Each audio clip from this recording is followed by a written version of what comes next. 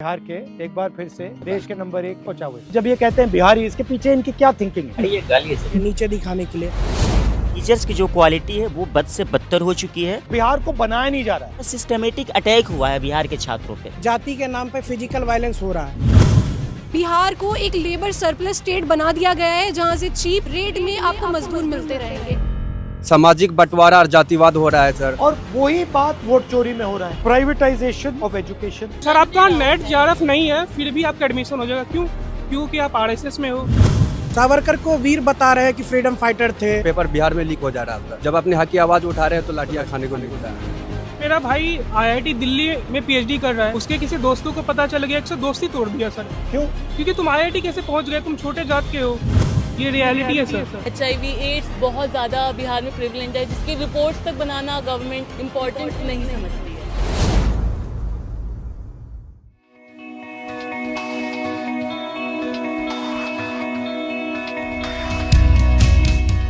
Hello, how are you? Everybody studying in Delhi? How nice. All from Bihar? Nice to meet you. Hello sir, it's an honor meeting. Nice to meet you. क्या discuss करना है आज?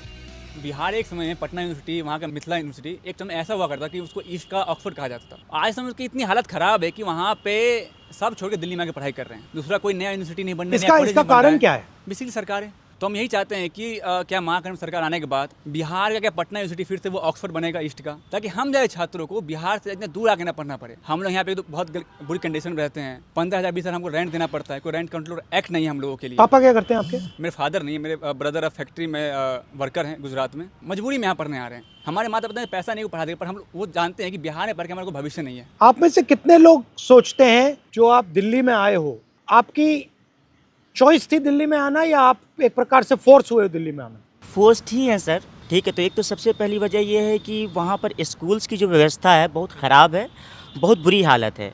एक तो सरकारी school जितने हैं वहाँ पर अगर आप जाएंगे तो टीचर्स की जो क्वालिटी है वो बद से बदतर हो चुकी है। और जो वहाँ पर अगर 8वें क्लास के बाद 10वें क्लास में अगर कोई लड़की पढ़ने के लिए जाती है तो उसको 10वें क्लास में जाने के बाद 11वें क्लास में अगर उसको अपना एडमिशन लेना होता है तो फॉर्म के नाम पर 1200 रुपया आज भी लिए जाते हैं सरकारी स्कूल में, जबकि एक पैसा नहीं लगता उस फॉर्म का। और वहाँ का टीचर प्रिंसिपल ये कहता है कि अगर आप ये पैसे नहीं देंगे तो आपका एडमिशन नहीं लिया जाएगा। वहाँ से होता ये है कि वहाँ पर उनको ड्रॉप आउट करना पड़ता है। दूसरी चीज़ ये है कि हायर एजुकेशन की बात करेंगे तो हमारे बिहार में हायर एजुकेशन की ये हालत है कि 5 साल में BA होता है। मैं गोपालगंज बिहार से आता हूँ। हमारे यहाँ सारण कमिश्नरी में छपरा ज़िला आता है। छपरा में एक JP यूनिवर्सिटी है जहाँ पर 5 साल में BA कंप्लीट होती है। लोग कहते हैं आप छपरा से आपने BA किया है, अच्छा तब तो नौकरी नहीं मिलेगी। एक तो बेरोज़गारी की हालत पूरे देश में वैसी ही है। पूरा का पूरा सिस्टमेटिक अटैक हुआ है बिहार के छात्रों पे, ठीक है, जिसका इलाज मेरे ख्याल से सारी पॉलिटिकल पार्टीज़ को सोचने की ज़रूरत है। सर फोर्स है। अगर आपको बिहार में यही सुविधा मिल जाती तो आप खुशी से वहाँ रहते? बिल्कुल सर। आपको क्या लगता है बिहार में हिंसा ज़्यादा है या दिल्ली में? हम देखते हैं बिहार में या यूपी में कैसे जाति के नाम पे फिजिकल वायलेंस हो रहा है। और जब हम दिल्ली आते पढ़ने के लिए कैंपस में, यहाँ पे हमारे साथ जो मेंटली वायलेंस हो रहा है, जो डिस्क्रिमिनेशन। हाँ, कि आप बिहार के हो, आप यहाँ क्यों आए, और आप सर, ऐसे हो वो मतलब ये गाली है सर। बिहारी वर्ड तो है ही हमें वो करने के लिए, नीचे दिखाने के लिए। बिहार ये गाली का यूज किया जाता है यहाँ पे यूनिवर्सिटियों में। मतलब जब ये कहते हैं बिहारी, इसके पीछे इनकी क्या थिंकिंग है? जो नहीं आपने कहा जो वर्किंग क्लास, जो हमारे यहाँ के नौकर, कि हमसे नीचे हो सर बिहारी ये आप सबको लगता है? Sir, there is one another issue I want to highlight, that is the negative profiling of the state of Bihar. जैसे कि मैं गया से आती हूँ, तो as we all know, Gaya ji is one of the hub for Buddhist cultural economy and everyone in Bihar knows about Gaya. लेकिन यही चीज़ जब मैं किसी दिल्ली में किसी को बोलती हूँ कि मैं गया से आती हूँ तो उन्हें पता ही नहीं है कि गया क्या है। गया जहाँ पे बुद्धा ने एनलाइटनमेंट, इग्नोरेंस है ना, इग्नोरेंस है, उनको पता ही नहीं है। क्योंकि वहाँ पे जितने फॉरेन टूरिस्ट आते हैं उतने गोवा जैसे जगह पे भी नहीं जाते हैं। इतना ज़्यादा फॉरेन टूरिस्ट का हमें देखने को मिलता है गया में, लेकिन इस पे सरकार ने कुछ भी काम नहीं किया। फिर और भी कई सारी ज़िले हैं बिहार में जिस पे बहुत काम किया जा सकता है। भागलपुर का सिल्क इतना फेमस है, मुजफ्फरपुर की लीची इतनी फेमस है, लेकिन वहाँ पे इंडस्ट्री सेटअप ही नहीं किए जा रहे। हर अगले इलेक्शन में आते हैं पॉलिटिकल लीडर्स और वो बोल देते हैं कि आपके अकाउंट में 10,000 चला जाएगा, आपके अकाउंट में इतना डीबीटी डायरेक्ट बेनिफिट ट्रांसफ़र हो जाएगा, और इस तरीके से बिहार को एक लेबर सरप्लस स्टेट बना दिया गया है जहाँ से चीप रेट में आपको मजदूर मिलते रहेंगे। जैसे मैं अभी यात्रा में बिहार गया और मुझे क्या लग रहा था कि जितनी नेचुरल इंटेलिजेंस मैंने वहाँ देखी वो और कहीं नहीं, बट स्ट्रक्चर बिल्कुल फेल्ड है। एक साथ बिहार को बनाया नहीं जा रहा है। कैपेबिलिटी बहुत है सर, जो कैपेबिलिटीज़ है हमारी उसको भी अब ख़त्म किया जा रहा है। जैसे मैं आपको बताता हूँ कि बिहार में अगर आप मजदूरी दर देख लें, अगर एक मजदूर एक दिन का काम करता है तो उसको 400 साढ़े 400 रुपया मिल रहा है। अब बताइए कि क्या एक आदमी जो एक परिवार है उसका 400 साढ़े 400 रुपये में खर्च चल जाएगा? एक दिन का नहीं चल पाता है, जिसके कारण उसके जो बच्चे हैं उनको भी काम करना पड़ रहा है, और इसके कारण वो हायर एजुकेशन तो छोड़िए, मिडिल प्राइमरी एजुकेशन भी नहीं ले पा रहे हैं। तो प्राइमरी एजुकेशन को ख़त्म करना ये मतलब कि हमारी कैपेबिलिटीज़ को कम ही एक तरह से उस पर हमला करना है। ये मतलब कि केंद्र सरकार के द्वारा भी हो रहा है और राज्य सरकार के द्वारा भी, दोनों मिलकर ये कर रहे हैं। Privatisation of education, privatisation of health care, privatisation of public sector, इसके आप खिलाफ हैं या इसको सपोर्ट करते हैं? तो आपको लगता है कि सरकार का फोकस एजुकेशन पे, हेल्थ केयर पे, बेसिक इंफ्रास्ट्रक्चर पे होना चाहिए? जी सर, बिल्कुल सर। आपने देखा है कि नेशनल एजुकेशन में 2020 आया, उसने किस तरह हमारे इंस्टीट्यूट बर्बाद किया है, ऑटोनमस बॉडी बना दिया है। हंसा कॉलेज में शादियाँ होती हैं सर किराए पर, हॉल देके, वहाँ पे ग्राउंड देके। मैं बता रहा हूँ, दिल्ली स्कूल ऑफ जर्नलिज्म जो देश का टॉप यूनिवर्सिटी है जर्नलिज्म का, उसकी फीस सर 80,000 रुपये है। इसी साल CUT के अंदर सर एक OBC समाज का बच्चा जो एंट्रेंस क्लियर कर लेता है CUT का, बट पैसे के कारण केवल एडमिशन नहीं ले पाया। जर्नलिस्ट बनने का मैं सपना उसको छोड़ना पड़ा, और ये प्राइवेटाइजेशन के कारण लगातार हर साल हम लोगों का 5,000-6,000 फीस बढ़ जा रहा है। सर मैं पहला बैच हूँ NEP का, न्यू एजुकेशन पॉलिसी का। मैं हिंदी ऑनर्स कर रहा हूँ। हिंदी को छोड़ के बाकी 4 और सब्जेक्ट पढ़ाएंगे। योगा हो गया, या सावरकर के बारे में पढ़ा रहे हैं। योगा, क्या कह रहे हैं उसके बारे में? सावरकर को वीर बता रहे हैं कि फ्रीडम फाइटर थे, भगत सिंह ने उनसे सीखा था, ये सब कुछ बता रहे, एक नायक की तरह उसको दिखा रहे हैं। तो जो आप जिस चीज़ में स्पेशलाइजेशन लेने जा रहे हो, आप पॉलिटिकल साइंस पढ़ रहे हो, पॉलिटिकल साइंस को छोड़ के बाकी जितनी फालतू चीज़ें वो पढ़ाते हैं, फिर हर सेमेस्टर वो चेंज होता है, जिससे कि आपके पास एक डीप नॉलेज मतलब आप बना ना पाओ, और जाके फिर आप सरकार से बार्गेन ना कर पाओ कि मुझे इस सेक्टर में नौकरी चाहिए।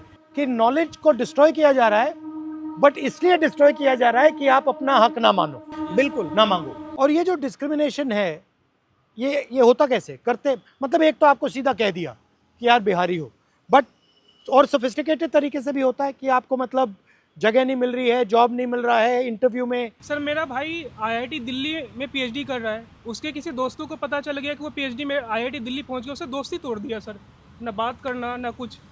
क्यों? क्योंकि तुम IIT कैसे पहुंच गए, तुम छोटे जात के हो, ये रियलिटी है sir. Sir in fact sir PhD में सीट कम हो रहा है, कुछ ही समुदाय का सर एडमिशन हो रहा है, क्योंकि वो RSS से नाम पहले आ जाता है सर। आपका सर नेट नहीं है, JRF नहीं है, फिर भी एडमिशन होगा, क्योंकि ये आपको लग रहा है ना कि RSS में से पूरा कैप्चर हो गया है? सर पूरा सर आपका नेट JRF नहीं है, फिर भी आपका एडमिशन हो जाएगा। क्यों? क्योंकि आप RSS में हो। सर एक मेरा इशू था, जैसे कि हमने कास्ट डिस्क्रिमिनेशन पे बात किया, वाई नॉट की जो माइनॉरिटी डिस्क्रिमिनेशन खास करके मुस्लिम का हो रहा है सर, वो भी तो देखा जाए। बताओ। कितने ज़्यादा एट्रोसिटीज़ हो रहे हैं, मॉब लिंच हो रहे हैं।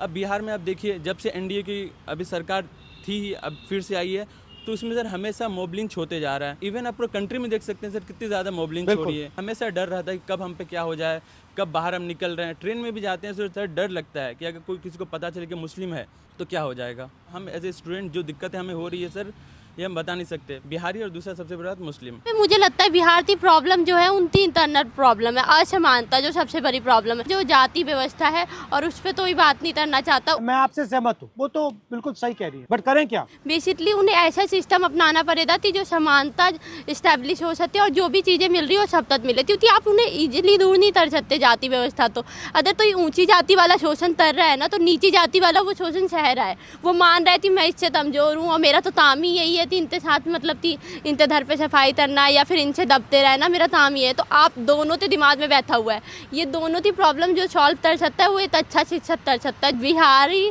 की मेंटालिटी बदलना जरूरी है। सर मैं यूपीएससी एस्पायरेंट हूँ सर, और जिस बिहार ने सब कुछ दुनिया को इतना कुछ दिया, आज बिहार में कुछ नहीं है सर। उसका अगर 2-3 रीजन देखते हैं तो 2-3 रीजन निकल के आता है। सबसे पहले वो इसी तरह राजनीतिक में भ्रष्टाचार हो रहा है, सामाजिक बंटवारा और जातिवाद हो रहा है सर।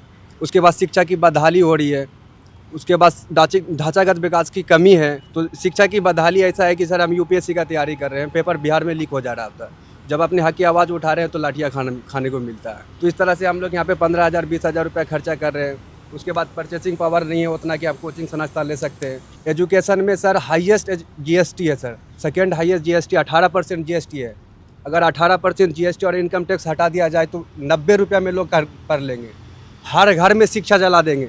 ये एक प्रकार से आपके हक को छीनने का तरीका है। बिल्कुल सर, बिल्कुल। और वही बात वोट चोरी में हो रहा है, वोट चोरी में हो रहा, पेपर लीक की आवाज़ में हो रहा है। अच्छा, राजनीति में आपकी मुझसे क्या एक्सपेक्टेशन है? अगर मुझे 2-3 चीज़ों पे फोकस करना है बिहार में, तो मुझे किन चीज़ों पे फोकस करना चाहिए और क्या करना चाहिए? सर मेनली पैट्रियार्की और जो लड़कियों की शिक्षा है वो बहुत बड़ा इशू है। क्योंकि जैसे देखा जाता है कि गाँव से जब लड़कियाँ बाहर पढ़ने के लिए आती है, सबसे पहले तो पैसे की बात आ जाती है कि पैसे लग जाएंगे। तो पैसे क्यों ना लड़की में तो नहीं लगाएंगे, लड़कों में लगाएंगे बेसिकली। और दूसरी बात ये है कि यहाँ पे रहने का खर्च इतना है ना।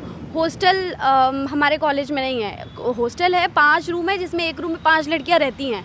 तो आप 5 लोगों के साथ रह के कैसे पढ़ाई कर सकते हो? अभी हमारे कॉलेज में, मैं अम्बेडकर यूनिवर्सिटी से हूँ, रेखा गुप्ता जी आई थी एक बिल्डिंग का उद्घाटन करने के लिए, लेकिन उनको एक बार भी नहीं लगा कि गर्ल्स हॉस्टल में जाके गर्ल्स वॉशरूम में देखें कि कंडीशन क्या है। हम फोर्स देखे हम बाहर रहेंगे कुछ फ्लैट लेके या पीजी लेके, तो फैमिलीज ये सोचती है कि इतना खर्च करने से अच्छा है कि लड़कियों का एजुकेशन रोक दिया जाए। और हम सर बहुत प्रिविलेज है कि यहाँ पे आकर के पढ़ रहे हैं, बट जो मेजॉरिटी है आज भी जो चाइल्ड मैरिज है वो बहुत प्रिविलेंट है बिहार में। अगर हम मेन मुद्दे की बात करें बिहार में काम करने के लिए, तो 3 चीज़ें बहुत प्रिविलेंट है जो सबने बोला, education, employment and hospitals. Delhi hospitals, health care, या क्योंकि वहाँ पर अगर आप हॉस्पिटल्स की हालत देखेंगे ना, दिल्ली में एक सरकारी बहुत बेकार क्लिनिक भी उससे लाख गुना अच्छा है। सिरिंज नहीं है, सिरिंज एक दूसरे से लगा दिए जाते हैं, जिसमें HIV एड्स बहुत ज़्यादा बिहार में प्रिवलेंट है, जिसके रिपोर्ट्स तक बनाना गवर्नमेंट इम्पॉर्टेंट नहीं समझती है। आपका सबसे अच्छा काम मुझे वोटिंग का लगा था, वोट चोरी का, one of the best vote चोरी के मुद्दे को सबसे ज़्यादा गरीब लोग उठा रहे थे। सर उनका नाम सबसे ज़्यादा काटा गया है, बड़ी मात्रा में। एग्जैक्टली। अच्छा, जो नाम काटे गए हैं, दलित, OBC, माइनॉरिटी एंड EBC इलाकों में ज़्यादा काटे, जैसे कोसी डिवीजन है सर, उसमें ज़्यादा काटे गए नाम। बट एनीवे, थैंक यू, आप लोग आए, very nice to meet you. आप बिहार का लैंग्वेज कैसे लगा? मुझे थोड़ी मदद करनी पड़ेगी। हमारे बिहार के भाई बहन, रौरा के छठ के हार्दिक बधाई। रौरा सबके मिल के बिहार के अस्मिता के वापस लावे के बाद बिहार के एक बार फिर से देश के नंबर 1 पे पहुंचावे के थैंक यू।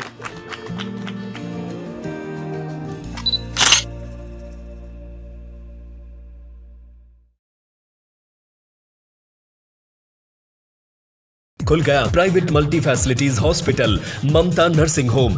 यहाँ अलग अलग रोगों के 10 विशेषज्ञ डॉक्टरों की टीम 24/7 इमरजेंसी सेवाएं देती है। न्यूबॉर्न बेबी से लेकर गाइनो एवं सभी तरह के क्रिटिकल रोगों का इलाज, एडवांस ICU की लाइफ सपोर्ट सिस्टम, इलाज का खर्च अन्य अस्पतालों से लगभग आधा। ममता नर्सिंग होम, वेस्ट मनियापुल, कटिहार।